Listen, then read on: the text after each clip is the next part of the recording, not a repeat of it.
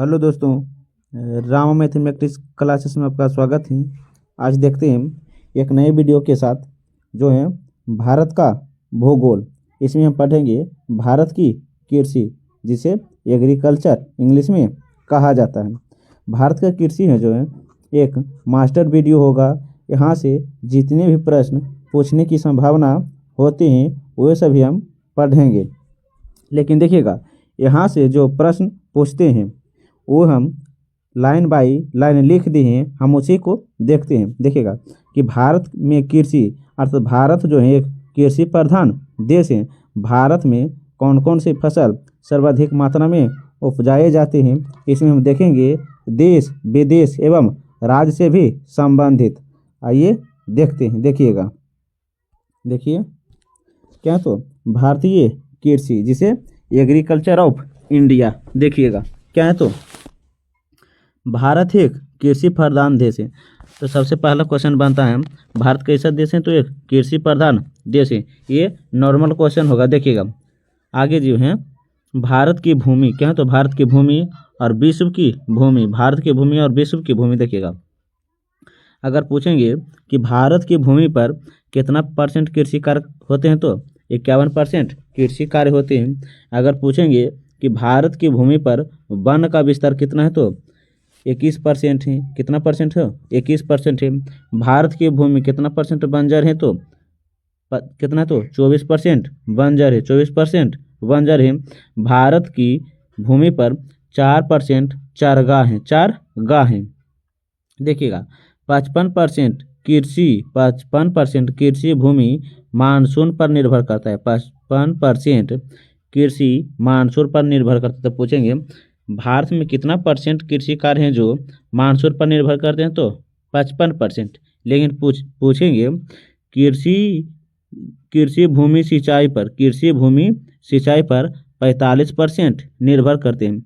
45% कृषि भूमि सिंचाई पर निर्भर करते हैं। ये जो है भारत के बारे में। देखते हैं विश्व के बारे में। देखिएगा विश्व की कृषि भूमि, भारत में 51%, अमेरिका में 20%, भारत में कितना है, तो 51%, अमेरिका में 20%, और चीन में कितना है, तो एक क्या है, तो 11%। चीन में कितना, तो 11%, और कनाडा में 5%। यहाँ से ये क्वेश्चन बनते हैं कि पूरा विश्व में भारत में कितना परसेंट कृषि कार्य करते हैं, तो 51%।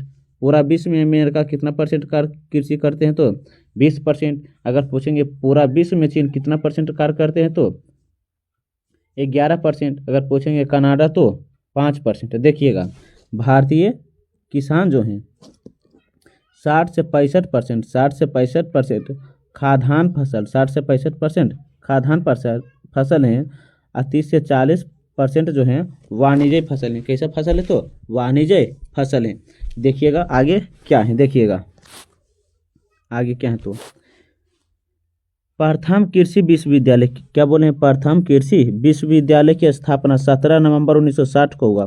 प्रथम कृषि विश्वविद्यालय की स्थापना 17 नवंबर 1960 को हुआ। और किसके द्वारा, तो पंडित जवाहरलाल नेहरू के द्वारा, जो भारत के प्रथम प्रधानमंत्री के रूप में भी जाने जाते हैं। भारत के प्रथम प्रधानमंत्री जो थे पंडित जवाहरलाल नेहरू, ये इन्होंने 3 अधिवेशनों की अध्यक्षता की थी। 3 अधिवेशनों की अध्यक्षता की थी। हम ये अधिवेशन अर्थात कांग्रेस अधिवेशन पढ़ा चुके थे, और पंडित जवाहरलाल नेहरू कब कब अध्यक्षता की, इसके बारे में हम बता चुके हैं। आप इसका जवाब कमेंट में दीजिए कि कब कब पंडित जवाहरलाल नेहरू ने कांग्रेस अधिवेशन की अध्यक्षता की। देखिएगा आगे जो है उत्तर प्रदेश कृषि विश्वविद्यालय जो 1972 में कितना, तो 1972 में। देखिएगा 1972 से नामित थे। देखिएगा गोविंद बल्लभ पंत कृषि एवं प्रौद्योगिक विश्वविद्यालय पंतनगर कहाँ है, तो उत्तराखंड में। पूछेंगे गोविंद बल्लभ पंत कृषि एवं प्रौद्योगिक विश्वविद्यालय पंतनगर कहाँ है, तो उत्तराखंड में। कहाँ है, तो उत्तराखंड में। लेकिन पूछेंगे इसकी स्थापना कब की, तो 1972 में शिमला समझौता के तहत। देखिएगा और 1960 में जो हुआ था सिंधु जल समझौता। 1960 में कौन समझौता हुआ, तो सिंधु जल समझौता, भारत और पाकिस्तान के बीच सिंधु नदी के लिए। आप इसे ध्यान रखिएगा। लेकिन पूछेंगे प्रथम कृषि विश्वविद्यालय की स्थापना कब होता है? 17 नवंबर 1960, 17 नवंबर 1960 को। आगे देखिए क्या है, तो नोट में देखिए, गोविंद बल्लभ पंत जी उत्तर प्रदेश के प्रथम मुख्यमंत्री के रूप में भी चयनित हुए थे। गोविंद बल्लभ पंत जी उत्तर प्रदेश के प्रथम मुख्यमंत्री के रूप में भी चयनित हुए थे। इसके अलावा हैं, इस विश्वविद्यालय को भारत में हरित क्रांति का अग्रदूत कहा जाता है। इस विश्वविद्यालय का तो गोविंद बल्लभ पंत को गोविंद बल्लभ पंत कृषि एवं प्रौद्योगिकी विश्वविद्यालय को भारत में हरित क्रांति का अग्रदूत कहा जाता है। लेकिन पूछेंगे कि भारत में हरित क्रांति का जनक किसे कहा जाता है? तो डॉक्टर एम एस स्वामीनाथन। जबकि विश्व में हरित क्रांति का जनक किसे कहा जाता है? तो नॉर्मन बोरलॉग को। आप इसे ध्यान से याद रखिएगा। देखिए आगे क्या है, तो देखिएगा आगे, कृषि को संविधान की 7वीं अनुसूची के अंतर्गत राज्य सूची में शामिल किया गया है। कृषि को संविधान की 7वीं अनुसूची के अंतर्गत राज्य सूची में शामिल किया गया है। 2006 के बाद कृषि को समवर्ती सूची में शामिल किया गया है। 2006 के बाद कृषि को समवर्ती सूची में शामिल किया गया है। आगे देखिएगा, लेकिन पूछेंगे कृषि को संविधान की कौन सी अनुसूची के अंतर्गत रखे गए थे? तो अनुसूची 7 के अंतर्गत रखे, जो राज्य सूची में शामिल किया गया, लेकिन 2006 के बाद इसे समवर्ती सूची में शामिल कर दिया गया था। भारत में कृषि जलवायु क्षेत्र की संख्या 15, जो सर्वाधिक उत्तर प्रदेश में है। आगे जो है, कृषि पारिस्थितिक क्षेत्रों की संख्या, कृषि पारिस्थितिकीय क्षेत्रों की संख्या कितना है? तो 20 है। कितना है? तो 20 है। कृषि पारिस्थितिकी उप क्षेत्रों की संख्या कितना है? तो 60 है। कृषि पारिस्थितिकी उप क्षेत्रों की संख्या कितना है? तो 60 है। इसके अलावा हैं, स्वतंत्र भारत के पहले कृषि मंत्री कौन है? तो पंजाब राव देशमुख थे। प्रथम अंतरिक्ष मंत्रिमंडल में प्रथम खाद्य एवं कृषि मंत्री कौन थे? तो डॉक्टर राजेंद्र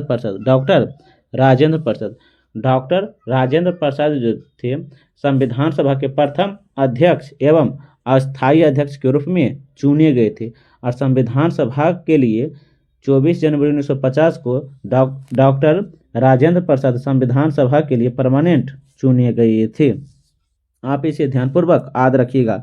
और डॉक्टर राजेंद्र प्रसाद का जो जन्म होता बिहार के जीरादेई में। जो भी अलग से बोलते हैं आप उसे कॉपी पर नोट कर लीजिए, पॉइंट में कर देखिएगा। आगे जो है, डॉक्टर राजेंद्र प्रसाद, क्या? तो डॉक्टर राजेंद्र प्रसाद कृषि विश्वविद्यालय की स्थापना 1970 में होता है। राजेंद्र प्रसाद कृषि विश्वविद्यालय की स्थापना 1970 में पूसा बिहार में की गई थी। तब पूछेंगे, राजेंद्र प्रसाद कृषि विश्वविद्यालय की स्थापना कहाँ हुई? तो पूसा बिहार में। कब? तो 1970 में। आगे जो है देखिएगा क्या है, तो देखिएगा, imperial continent of agriculture research की स्थापना 1905 में होता। 16 जुलाई 1929 को जिसका नाम बदलकर भारतीय कृषि अनुसंधान परिषद कर दिया गया था। भारतीय कृषि का इतिहास पुस्तक मोहिदीर सिंह राघव द्वारा लिखी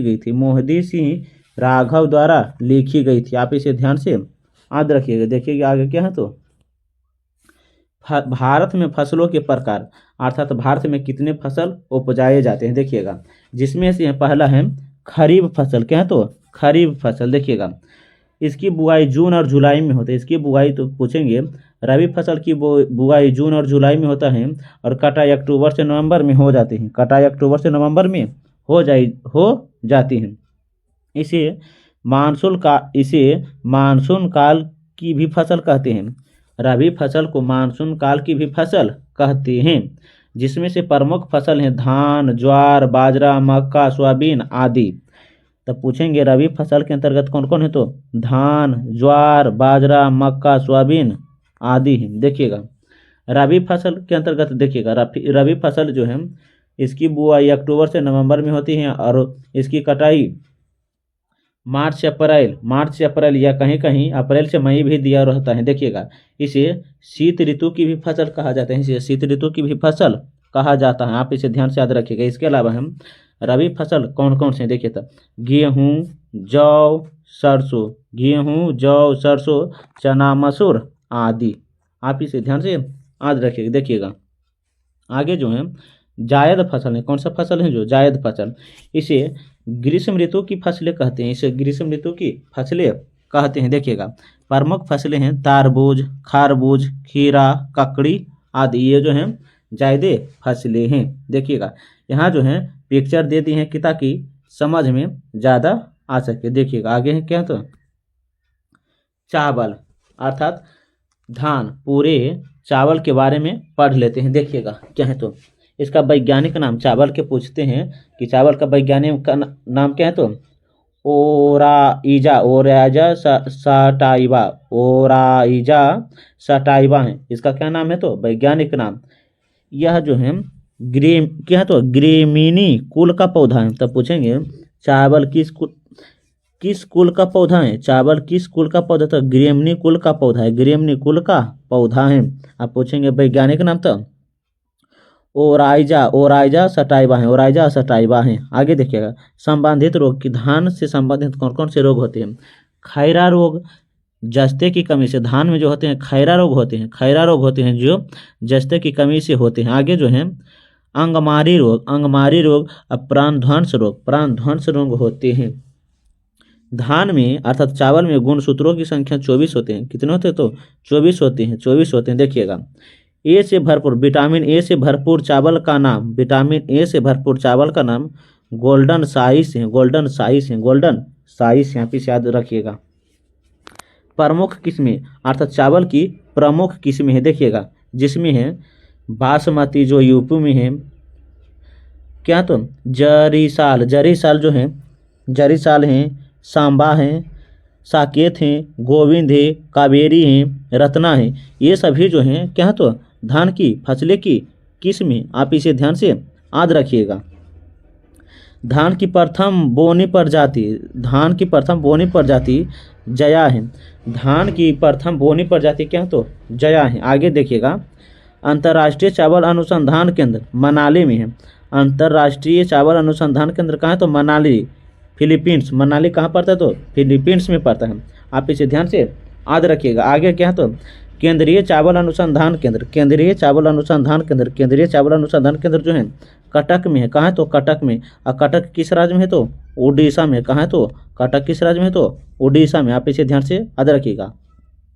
इसके अलावा हैं आंध्र प्रदेश, छत्तीसगढ़, कृष्णा गोदावरी डेल्टा को चावल का कटोरा कहा जाता है।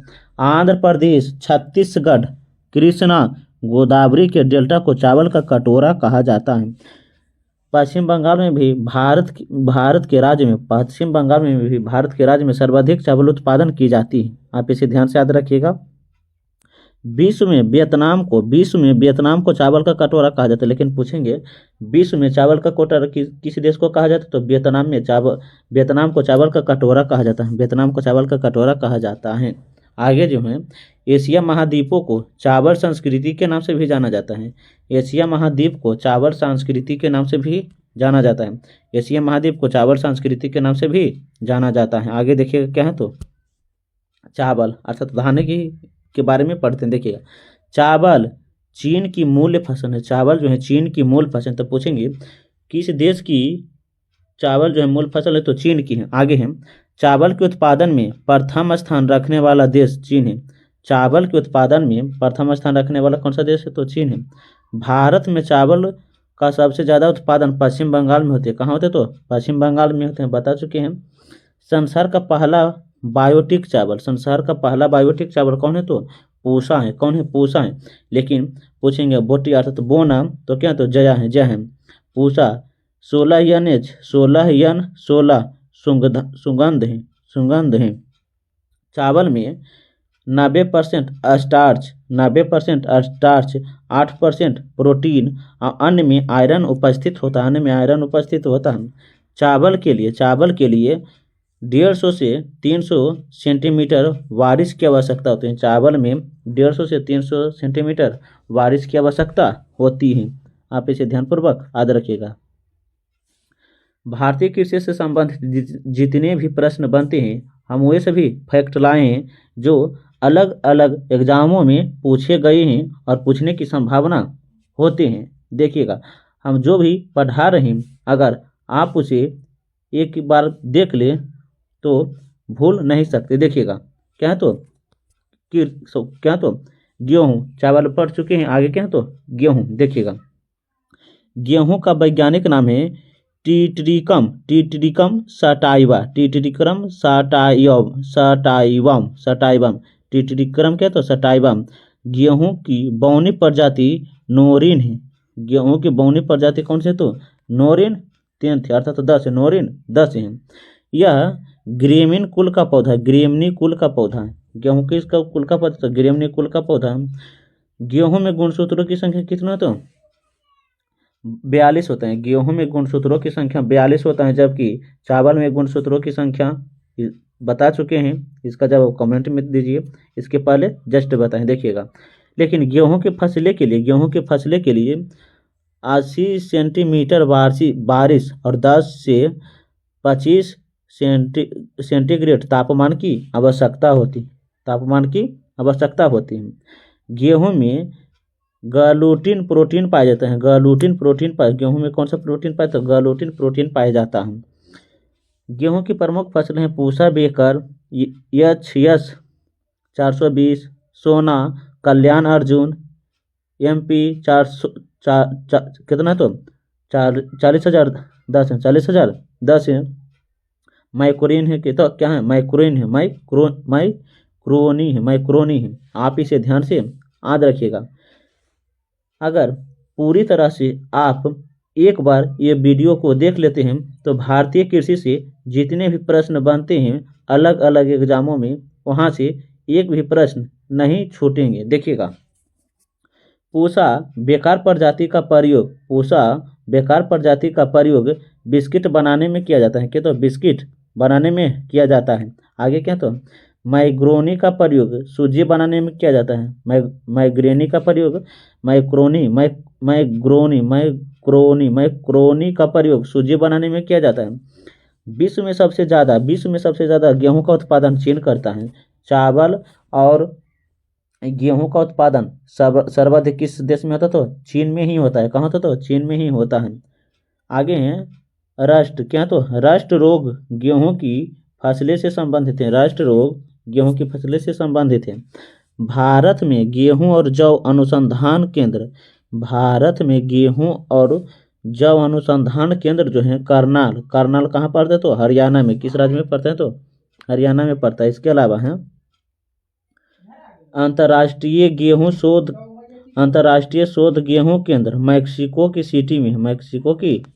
यहाँ पे इसे ध्यान से याद रखिएगा। आगे देखिएगा, क्या है तो देखिएगा, जौ से संबंधित प्रश्न। देखिएगा, जौ की फसलें के लिए 70 से 100 सेंटीमीटर की वर्षा की आवश्यकता होती है, लेकिन इसका तापमान 15 से कितना है? 15 से 18 डिग्री सेंटीग्रेड तापमान की आवश्यकता होती है।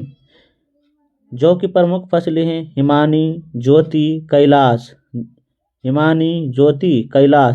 C 164 के 24 अरतूर जिसे तुहर कहते हैं। अरहर जिसे तुअर कहते हैं। अरहर की फसलें के लिए 25 से 35 डिग्री सेंटीग्रेड तापमान और 72 से 100 सेंटीमीटर बारिश की आवश्यकता होती है। प्रमुख किस्में हैं बहार, अमर, आजाद, पारस और क्या तो चमत्कार है। क्या तो चमत्कार है। आप इसे ध्यान से याद रखिएगा। ये जो है 1 से 2 बार, कम से कम 1 से 2 बार इसे पढ़िएगा। जितने भी फसल की किस्में हैं वहाँ से प्रश्न बनते हैं। देखिएगा, आगे क्या है तो बाजरा की फसल के लिए 50 से 70 सेंटीमीटर वर्षा की आवश्यकता होती है और तापमान कहें तो 20 से 30 डिग्री तापमान की आवश्यकता होती है। इसके अलावा है भारत में बाजरा के उत्पादन में प्रथम स्थान रखने वाला कौन है? तो राजस्थान। अगर पूछेंगे भारत के किस राज्य में सर्वाधिक बाजरा का उत्पादन होता है? तो राजस्थान में। इसके अलावा देखिए क्या है, तो देखिएगा प्रमुख किस्में क्या? तो प्रमुख किस्में क्या? तो पापपूरी, मोती, HB3 है। ये सभी जो है बाजरा की ही किस्में हैं। बाजरा के लिए जलोढ़ एवं चिकनी मिट्टी काफ़ी ज़्यादा उपयुक्त होती है। बाजरा पूछेंगे किस मिट्टी में होता है? चिकनी और जलोढ़ मिट्टी में होता है। अनाज में सबसे ज़्यादा खनिज लवण बाजरा में ही पाया जाता है। अनाज में सबसे ज़्यादा खनिज लवण किस में पाया जाता है? बाजरा में ही पाया जाता है। देखिएगा आगे क्या है, तो मक्का क्या है? तो मक्का देखिएगा मक्का की फसलें के लिए 50 से 80 सेंटीमीटर बारिश की ज़रूरत होती है, लेकिन 20 से 30 डिग्री तापमान। मक्का के उत्पादन में प्रथम स्थान रखने वाले राज्य कर्नाटक हैं। विश्व में सबसे ज़्यादा मक्का उत्पादन करने वाले अमेरिका हैं। प्रमुख किस्में हैं गंगा 101, विजय और जवाहर हैं।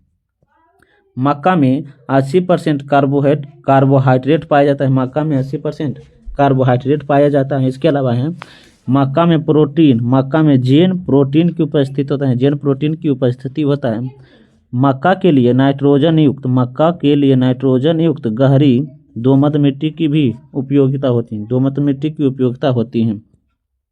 मक्का अनुसंधान केंद्र नई दिल्ली में। मक्का अनुसंधान केंद्र कहाँ है? तो नई दिल्ली में है। देखिएगा क्या? तो गन्ना जो है एक रोपण फसल है के अंतर्गत आता है। देखिएगा गन्ना की फसलें के लिए 21 से 27 डिग्री सेल्सियस तापमान, 100 से 180 सेंटीमीटर वर्षा की आवश्यकता होती है। इसमें चीनी की मात्रा 10 से कितना 20% होती है। 10 से 20% होती है। किस्में जो हैं CO 1148, CO 780, CO 1158, CO 479, ये सभी क्या? तो गन्ना फसल की किस्में हैं। देखिएगा भारत में प्रथम चीनी मिल की स्थापना 1903 में हुआ था। 1903 में कहाँ की गई? तो उत्तर प्रदेश में। कहाँ की गई? तो उत्तर प्रदेश में। सबसे ज़्यादा गन्ना उत्पादक राज्य उत्तर प्रदेश है। सबसे ज़्यादा गन्ना उत्पादक राज्य कौन है? तो उत्तर प्रदेश है। विश्व में सबसे ज़्यादा गन्ना उत्पादन ब्राज़ील में होता है। विश्व में सबसे ज़्यादा गन्ना उत्पादन कहाँ होता है? तो ब्राज़ील में होता है। गन्ना प्रजनन केंद्र कोयम्बटूर में है। गन्ना प्रजनन केंद्र कहाँ है? तो कोयम्बटूर में है। राष्ट्रीय गन्ना अनुसंधान केंद्र कहाँ? तो लखनऊ में। कहाँ? तो लखनऊ में है। चीनी अनुसंधान केंद्र कानपुर में। चीनी अनुसंधान केंद्र कहाँ है? तो कानपुर में है। क्या? तो चाय देखिएगा चाय की फसलें के लिए 21 से 27 तापमान और 125 से 150 सेंटीमीटर बारिश की आवश्यकता होती है।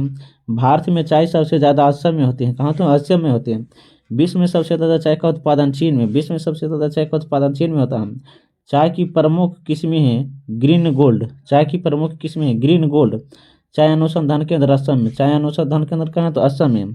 कॉफ़ी देखिएगा जो चाय और कॉफ़ी ये जो है एक रोपण फसल के अंतर्गत ही आता है। देखिएगा कॉफ़ी के लिए आवश्यक तापमान 15 से 18 डिग्री। अब बारिश पूछेंगे तो 150 से 200 सेंटीमीटर। फसलें किस्में हैं अरेबिका और रोबस्टा। अरेबिका किसका किस्म है? तो कॉफ़ी का। किसका है? तो कॉफ़ी का। कॉफ़ी का उत्पादन चिकमंगलूर कर्नाटक में होता है। विश्व में सबसे ज़्यादा कॉफ़ी का उत्पादन ब्राज़ील में होता है। ब्राज़ील में कॉफ़ी के बागान को फेजेंटा कहा जाता है। ब्राज़ील में कॉफ़ी के बागान को क्या है? तो फेजेंटा कहा जाता है। राष्ट्रीय कॉफ़ी अनुसंधान केंद्र चिकमंगलूर कर्नाटक में है। देखिएगा आगे क्या है? तो देखिए चना है। क्या है? तो चना के लिए तापमान 15 से कितना है? तो 30 डिग्री। अब वर्षा पूछेंगे तो 60 से 100 सेंटीमीटर वर्षा की आवश्यकता होती है। प्रमुख किस्में हैं राधे, सम्राट, विशाल, पूसा 226 के 850 ये जो सभी हैं चना के क्या है? तो किस्में हैं। संबंधित रोग बुकनी और उकट है। सोयाबीन के लिए देखिएगा सोयाबीन के लिए तापमान पूछेंगे तो 15 से 30, वर्षा 60 से 75 है। सोयाबीन की सोयाबीन की फसल दहन और तिलहन दोनों के अंतर्गत आता है। दहन और तिलहन दोनों के अंतर्गत आता है। तिलहन फसल में सर्वाधिक उत्पादन सोयाबीन में होता है। तिलहन उत्पादन में सर्वाधिक फसल तो सोयाबीन का होता है। सोयाबीन में 20 से 22% तेल, 40 से 45% प्रोटीन उपस्थित होता है। प्रमुख किस्में जो हैं अंकुर हैं, हाउड्रिली हैं और बैंग है।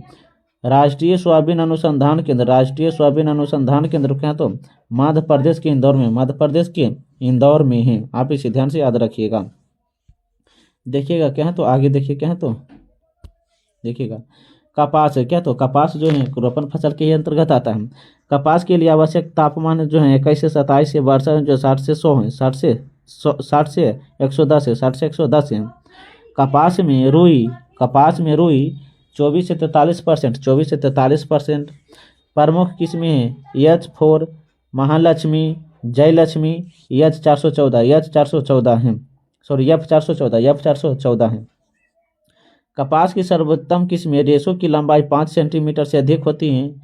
कपास में बिनौल से 18.5% खाद्य तेल पाया जाता है। बिनौल से 18.5% खाद्य पाया जाता है। कपास अनुसंधान केंद्र नागपुर में है। कपास अनुसंधान केंद्र कहाँ है तो नागपुर में है। महाराष्ट्र में कपास को सफ़ेद सोना के नाम से भी जाना महाराष्ट्र में कपास को सफ़ेद सोना के भी नाम से जाना जाता है।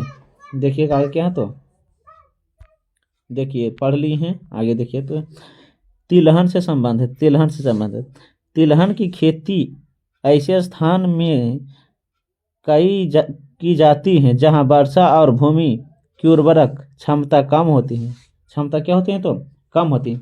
अर्थात कह सकते हैं तिलहन की खेती ऐसे स्थान पर की जाती है जहां उर्वरक और वर्षा की क्षमता क्या तो कम होती है। तिलहन में सोयाबीन जैसे हो जाता है, सरसों, मूंगफली, कुसुम तेल आदि को भी शामिल किया जाता है।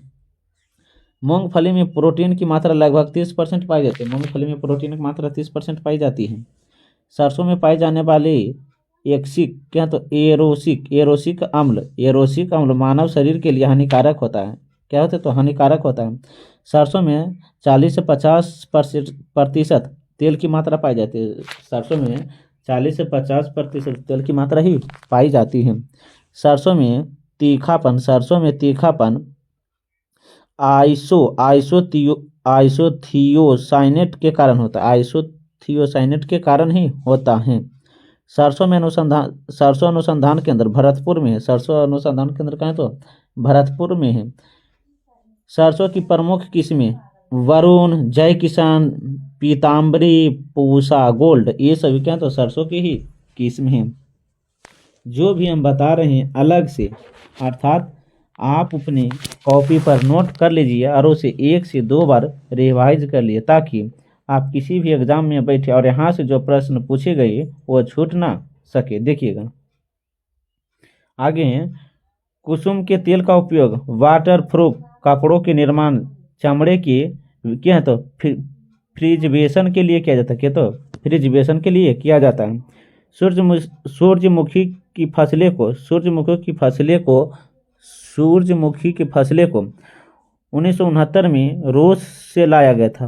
1969 में रूस से लाया गया था। सूरजमुखी में 40 से 45% उच्च कोटि की प्रोटीन पाई जाती है। लेकिन सूरजमुखी के तेल में 64%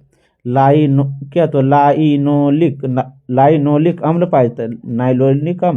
पाया जाता है, जो रक्त में कोलेस्ट्रॉल को नियंत्रित करता है।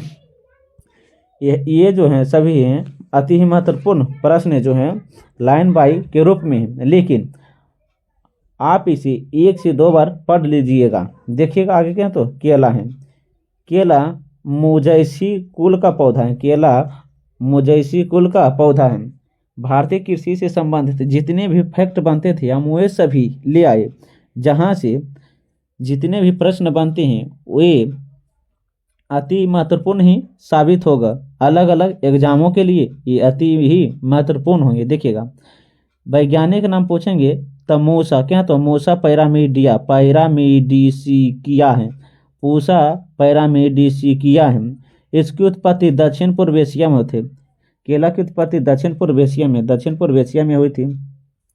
इसके प्रमुख फसलें हैं मंथन, क्या तो मंथन सब्जी, पूवन, बसराई, हरीछल, नरेंद्र और क्या तो चिप्स हैं, क्या तो चिप्स हैं।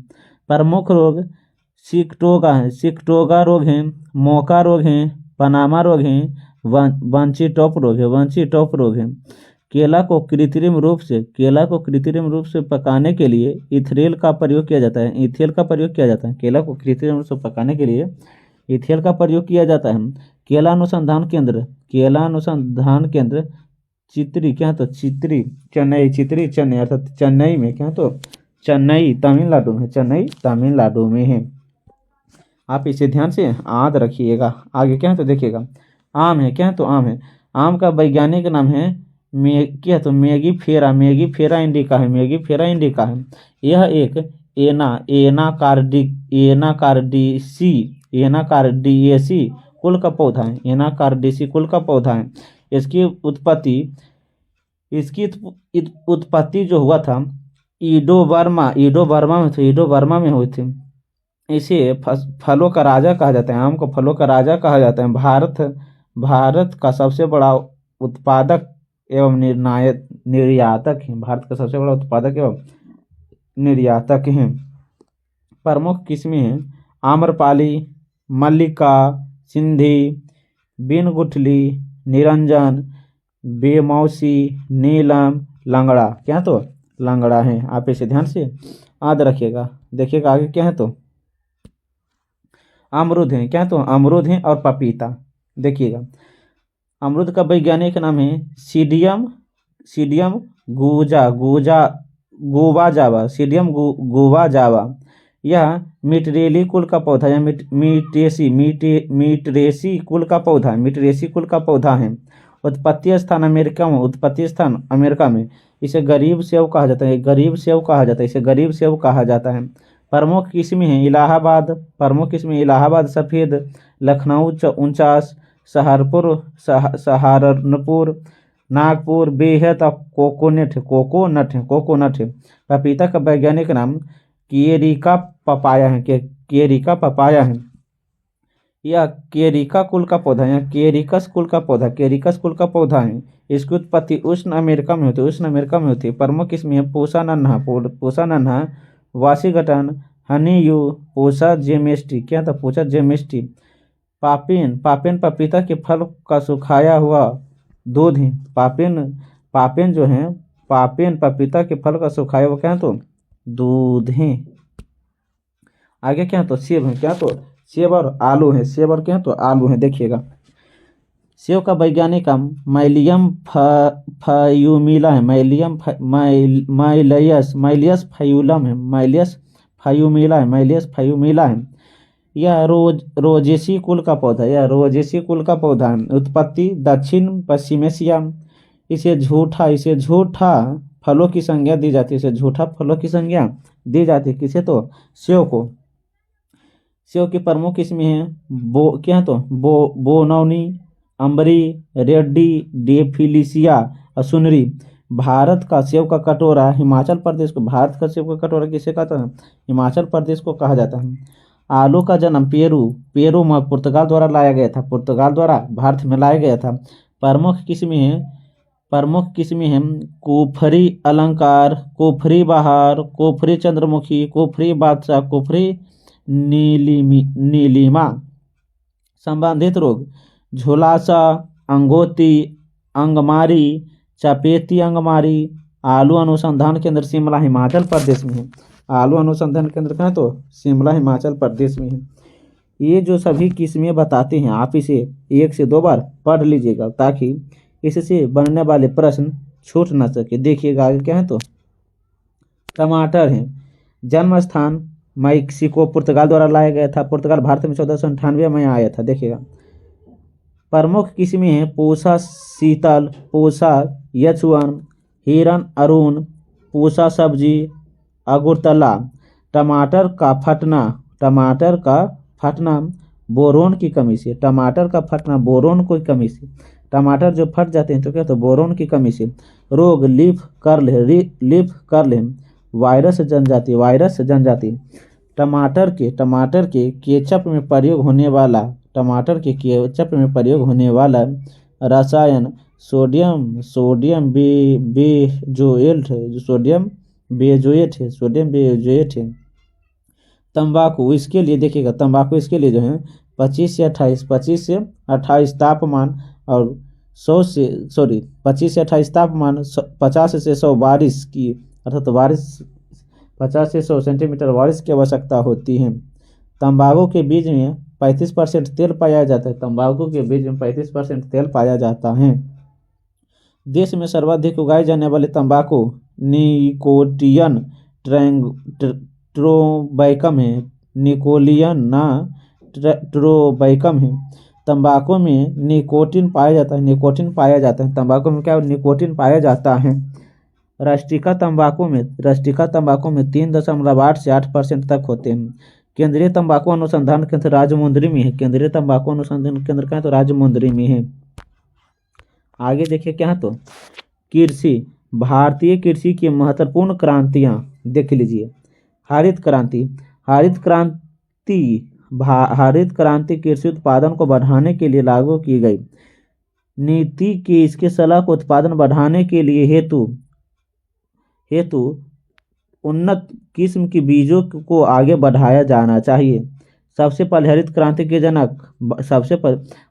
का जनक नॉर्मन बोरलॉग 1965 में अमेरिका और मैक्सिको में लाई गई थी। भारत में 1966 से 67 में लाया गया था। MS स्वामीनाथन द्वारा हरित क्रांति लाई गई थी। तब पूछेंगे भारत में हरित क्रांति के जनक, तो MS स्वामीनाथन। विश्व में तो नॉर्मन बोरलॉग 1965, और यहाँ तो 1966 से 67 में लाए। हरित क्रांति का सबसे अधिक प्रभाव गेहूं और चावल पर पड़ा। गेहूं पर 5 गुना और चावल पर 3 गुना, गेहूं पर 5 गुना और चावल पर 3 गुना। देखिएगा एक दिन क्रांति, देखिएगा श्वेत क्रांति दूध उत्पादन से संबंधित है। देखिएगा एक दिन जो है क्रांति से संबंधित, एक दिन उत्पादन क्षेत्र अर्थात किससे संबंधित है, श्वेत क्रांति, दूध उत्पादन। डॉक्टर, तब पूछेंगे श्वेत क्रांति का जनक कौन, तो डॉक्टर वर्गीज कुरियन है। देखिएगा पीली क्रांति या पीत क्रांति तिलहन उत्पादन से संबंधित है। भूरी क्रांति उर्वरक उत्पादन से संबंधित है। किसी से संबंधित है, तो उर्वरक उत्पादन से संबंधित है, नीली क्रांति मत्स्य उत्पादन, लाल क्रांति टमाटर और मांस उत्पादन, गुलाबी क्रांति झींगा मछली उत्पादन, बादामी क्रांति मसाला उत्पादन, सुनहरी क्रांति फल उत्पादन, ग्रीन गोल्ड क्रांति चाय उत्पादन, काली क्रांति पेट्रोलियम उत्पादन, गोल्ड क्रांति आलू उत्पादन। गोल्ड क्रांति क्या है, तो आलू उत्पादन है।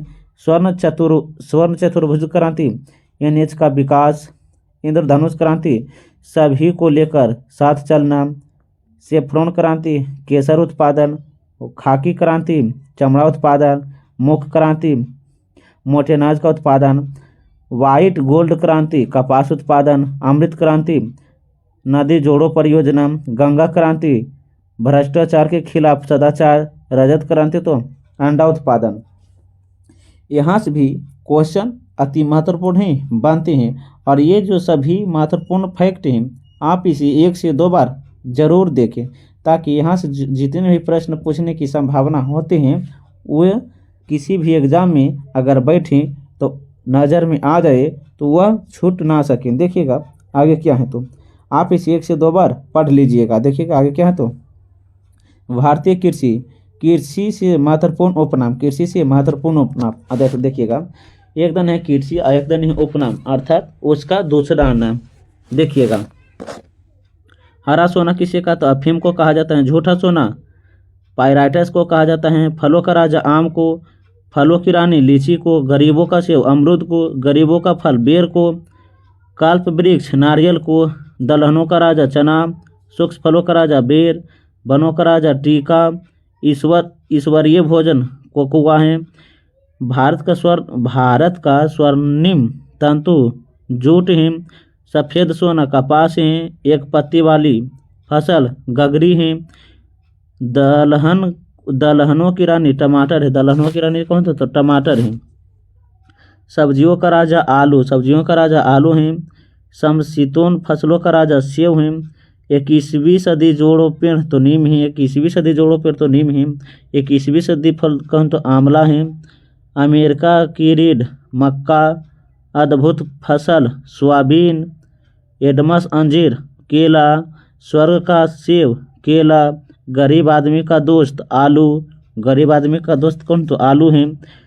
चीन का चमत्कारी फल कीवी है। अनाजों की रानी मक्का है। अनाजों का राजा गेहूं और चावल है। पेय फसलों की रानी चाय है। तिलहन का राजा मूंगफली है। चारे की फसलों का राजा बरसीन है। क्यों? तो बरसीन। आप इसे ध्यान से याद रखिएगा। आगे देखिएगा, ये जो है बताए हैं अपने कॉपी पर नोट करके एक जगह चिपका लीजिए और इसे 1 से 2 बार देखिए ताकि ये याद हो जाए। देखिएगा आगे क्या है, तो भारतीय कृषि थायमीन की सर्वाधिक मात्रा में, थायमीन सर्वाधिक मात्रा में कहाँ पाया जाता है? तो काजू में पाया जाता है। कहाँ पाया जाता है? तो काजू में।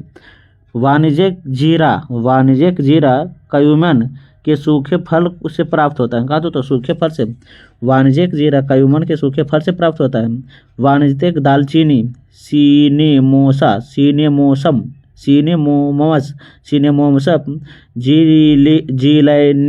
जीलैनिकम के पौधा से प्राप्त होता है। इसे याद रखिएगा। कृषि से संबंधित क्या है? तो कल्चर है। कृषि से संबंधित क्या है? तो कल्चर है। देखिएगा, पोमोकल्चर फलोत्पादन से, सेरिकल्चर रेशम कीट उत्पादन से संबंधित हैं। एपीकल्चर मधुमक्खी पालन से हैं। पीसीकल्चर मछली पालन से संबंधित है। वार्मिकल्चर केचुआ पालन से संबंधित है। ओरिकल्चर सब्जी से संबंधित है। हॉर्टिकल्चर बागवानी से संबंधित है। एग्रीकल्चर कृषि एवं पशुपालन से संबंधित है। पॉनकल्चर झींगा मछली से उत्पादन से संबंधित है। विटीकल्चर अंगूर से संबंधित है। एविकल्चर क्या तो पक्षियों के प्रजनन से संबंधित, पक्षियों के प्रजनन से संबंधित हैं। देखिएगा आगे क्या है, तो ये जो भी बताए हैं ये सभी आप 1 से 2 बार पढ़ लीजिए। आज जो है भारतीय कृषि से जितने भी प्रश्न बनते थे हम उसे समाप्त कर दिएंगे हैं। अब हम मिलेंगे अगले वीडियो में।